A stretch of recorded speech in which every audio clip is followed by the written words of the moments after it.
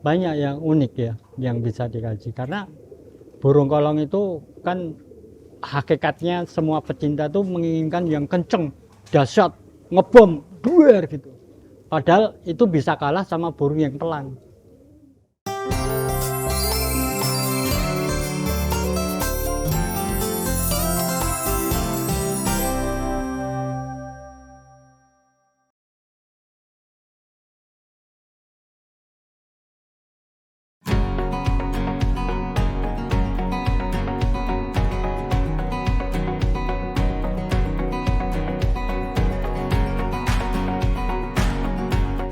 Di dunia merpati kolong awal mulanya saya cuman lewat di suatu jalan ya tadi di Pajangan sana, mungkin adalah salah satu sejarah merpati kolong pertama kali yang ada di Yogyakarta.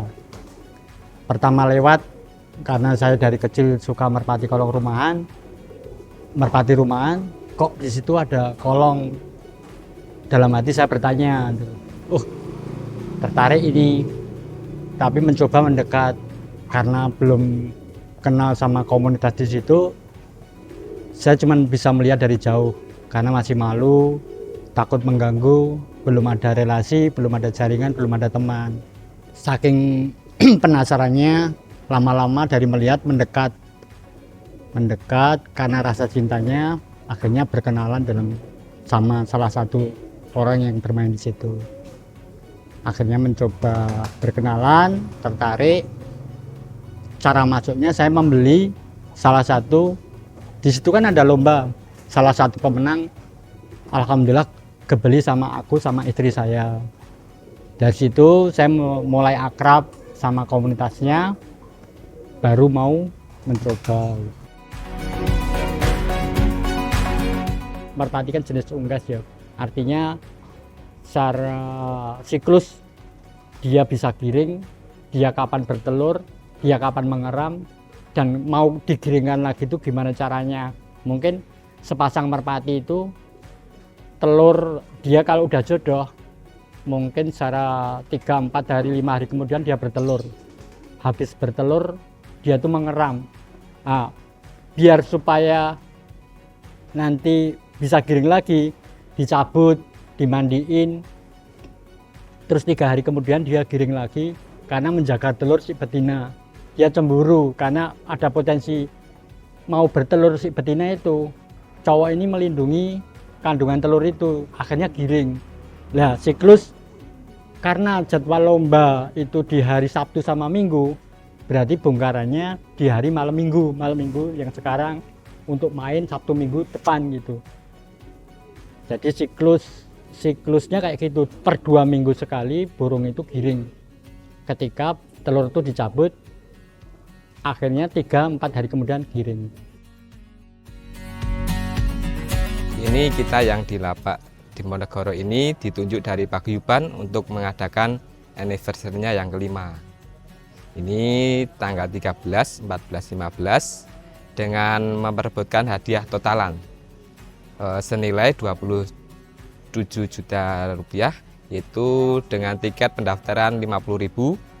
Untuk yang juara 1 nanti mendapatkan uang tabanasan 10 juta, juara 2-nya 6 juta, juara ketiga 4 juta.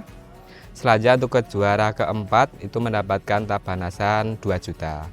Selanjutnya untuk juara dari 5, 6, 7, 8, 9 sampai 10 itu mendapatkan uang tabanasan 500.000. Serta kita mengadakan dari PBB menambahkan yang baru juaranya, yang sebelumnya 11 sampai 20 itu tidak diadakan. Untuk anniversary di PBB yang kelima ini kita adakan juara 11 sampai 20 dengan nominal tabanasan 200.000.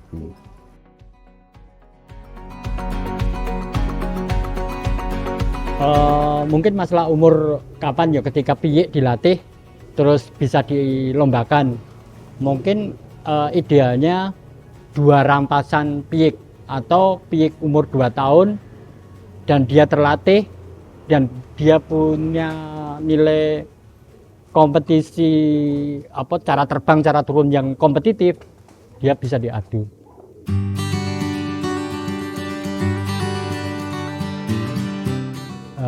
di merpati kolong itu kan satu kayak balap ya, adu kecepatan, adu ketangkasan. Ketangkasannya apa? Melewati tantangan yaitu kolong atas, tali atas, sama nggak boleh out dari rontek kain bawah. Itu harus masuk biar nggak out. Kalau out ya dis. Contohnya ya terus balap kan diadu siapa yang lebih cepat. Mungkin bareng ini, tapi turunnya ada yang lebih cepat, itu yang menang. Siapa yang kaki atau badan anatomi tubuhnya si merpati A atau B itu menyentuh karpet duluan, itu yang dianggap pemenangnya. Alhamdulillah kita sudah tiap lapak itu sudah saling berkoordinasi. Ketika burung hilang itu turun di sana, nanti sudah diposting di tempatnya masing-masing melalui sosial media WA, ada juga grup Facebook. Jadi tiap lapak yang mungkin ada turun burungnya kan nanti diposting. Ya diposting itu tahu kalau mungkin burungnya dari teman atau lapak sebelah atau lapak mana bisa temukan. Itu kita juga punya solidaritas yang kuat di Jogja ini, terutama dalam burung kita saling gantian. Kalau kita menemukan ya bisa mungkin langsung kita posting biar yang pemilik itu bisa segera menemukan.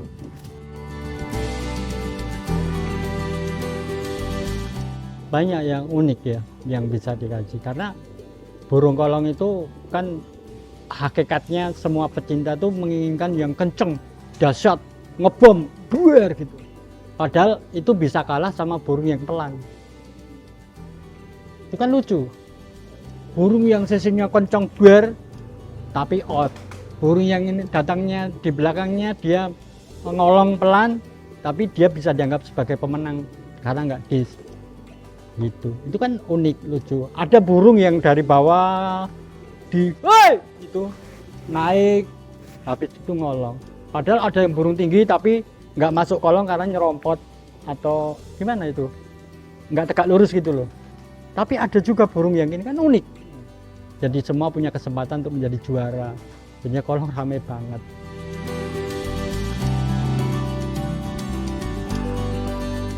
Kalau unik itu yang paling seru adalah ketika itu burung dengan krusial pertandingan, karena ini kan sistem gugur. Jadi nanti ketika sistem gugur itu burung itu sampai tarungnya draw, di sini kan menimbulkan detak jantung yang penasaran kan Mas, sampai dra-dra itu sama sehingga itu lebih menariknya di situ, sehingga mau menemukan juara sejati itu penuh dengan debar-debar. Situ mungkin yang menjadi daya tarik. Sama sekarang hadiah itu sekarang sudah selalu memiliki kenaikan Mas, di tiap perkembangan atau tiap tahunnya itu sudah ada naikan. Dulunya cuma kayak motor Beat and Mio, sekarang sudah bisa NMAX, bahkan sekarang ada sekelas mungkin di event yang besar itu hadiahnya sudah masuk mobil Mas.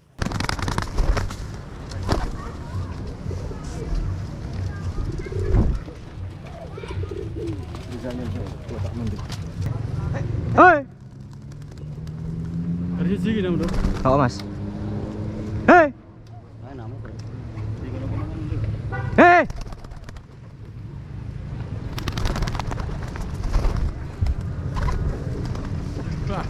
Kalau ini kita kesulitan mungkin dari segi cuaca ya Mas, karena di tempat lapak kita berlomba itu anginnya kadang tidak tertentu, kadang anginnya itu sedang, kadang tinggi, jadi kesulitannya itu di angin kadang-kadang. Karena nanti burung yang dilepas itu kadang ada yang bisa nggak jalur sehingga banyak yang hilang, itu kesulitan kita. Kalau cuaca mendukung dari anginnya sedang, cuacanya cerah, itu lomba bisa berjalan dengan lancar, tidak ada burung yang hilang, dan nanti ditemukan juara sejati juga. Karena kalau banyak burung yang hilang itu nanti pimpinannya kurang, jadi cuaca juga mempengaruhi. Mungkin kendala yang lain yaitu seperti medan lokasi yang kita tunjuk, karena nggak semua lapak itu bisa kita jadikan untuk tempat lomba. Mungkin itu bisa tempat latihan saja, karena ya tempat itu juga mempengaruhi dalam ketika kita mengundang peserta dari lapak lain.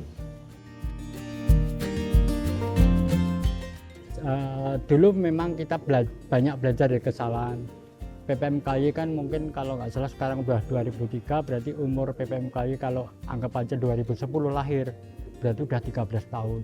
Nah, dalam 13 tahun tuh mendewasakan kita semua dari banyaknya kita namanya guyup dengan banyaknya orang, banyaknya ide, banyaknya ego masing-masing, kita satukan, kita belajar dari kekurangan, belajar dari kesalahan, yang menjadikan ada tulisan-tulisan yang mengatur jadi regulasi itu, tata cara beretika. Dan alhamdulillah sekarang walaupun kita masih seumur jagung, tapi tata cara itu jadi udah masuk ke alam bawah sadar si pecinta.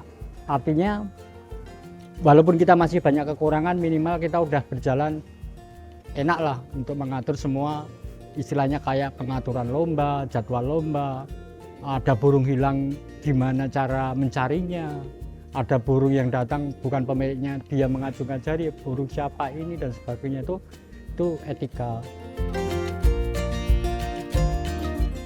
Kalau saya sih bermainlah dengan apa yang sudah berkembang dengan baik. Jangan sudah ada aturan, jangan sampai menyalahi aturan. Kayak pas lomba itu ya selalu menaati aturan. Kalau bisa kita selalu baik dengan sama teman yang lain yang di lapak biar solidaritas semakin kuat.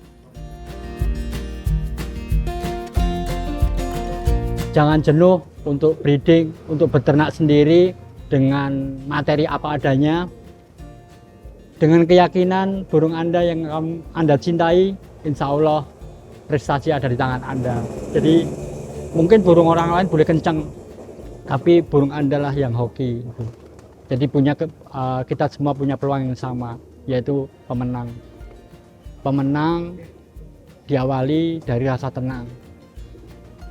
Tenang biasanya dimulai dari hati yang senang. Senanglah dengan hobimu, tenanglah untuk berkompetisi, dan tunggu kemenangan di Anda semua.